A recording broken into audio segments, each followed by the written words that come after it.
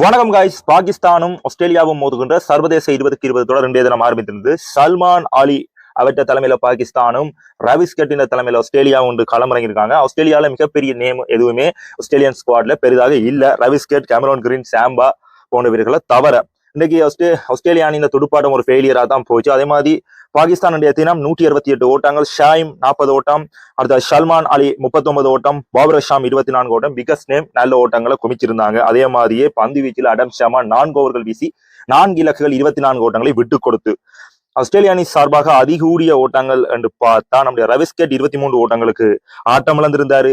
அதே மாதிரி Cameron green 36 ஓட்டங்கள், அது ஆல்ரவுண்டா சேவியர் 34 ஓட்டங்களை விளாசி இருந்தாரு. 22 ஓட்டங்களால ஆஸ்திரேலியா அணி லோஸ்ட் என்று தான் சொல்லணும். இந்த போட்டி ஒரு மிகப்பெரிய ஒரு கேள்விக்குறி. பயிற்சி போட்டியில பிக்கஸ்ட் நேம் ஆஸ்திரேலியால இல்ல. ஏன் இந்த பிளேஸை உள் வாங்கியல் ஆஸ்திரேலியான்றது ஒரு கேள்விக்குறி தான். நீங்க சொல்லுங்க, உங்களுக்கு தெரிஞ்சிருந்தா கொமெண்ட்ல. உங்கள் எம்ஜி பவி. டாடா.